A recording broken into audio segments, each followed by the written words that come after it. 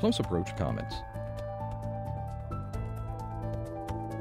Presented by Science at NASA. Comets are some of the most interesting objects in the solar system. Water that filled the ancient oceans of Earth might have been delivered by comets. And there is growing evidence that many comets, as well as some primitive asteroids, contain molecules key to life. NASA has sent space probes to travel hundreds of millions of miles to study these icy interlopers from the outer solar system. Comets are balls of frozen gases, rock, and dust that orbit the Sun. Jets of gas and dust from comets form long tails that can be seen from Earth when they fly close enough to our planet. In 2017 and 2018, 3 comets will pass near Earth. Their names are 41P, Tuttle-Giacobini-Crisac, 45P, Honda-Merkos-Pajusakova, and 46P, Wirtanen. Astronomers call them 41P, 45P, and 46P for short.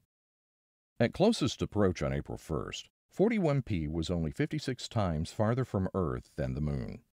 45P was even closer, at 31 lunar distances when it flew by on February 11th, and 46P approaches 30 lunar distances on December 16, 2018.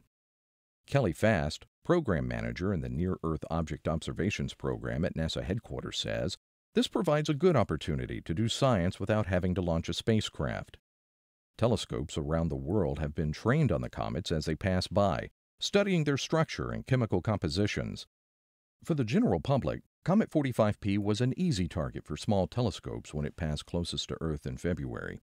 And 41P will be an easy telescope target through May of 2017. But 46P will be the biggest attraction.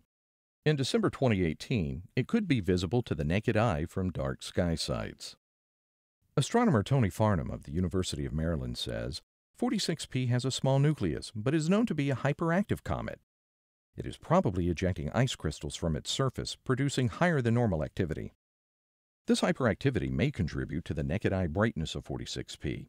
It also makes the comet somewhat unpredictable, with unexpected surges in activity and visibility possible as it passes by. These comets have been so close that amateur astronomers can help study them too. Farnham is assisting Nalin Sumarsina at the Planetary Science Institute in Tucson, Arizona, with the organization of the 4-Star P Coma Morphology Campaign to coordinate the efforts of amateurs worldwide.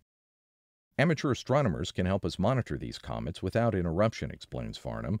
With observers distributed around the world, we can get much better coverage with fewer and shorter breaks. We can then combine amateur observations with observations from professional telescopes to study the structures in the comet's atmosphere, or COMA. If we use the amateur data in our studies, then they get to be an author on any papers that result. A few years back, we used the same type of network for our studies of Comet ISON, and they proved to be very successful, with data from 23 different groups around the world. For more about objects in and around Earth's neighborhood, stay tuned to science.nasa.gov.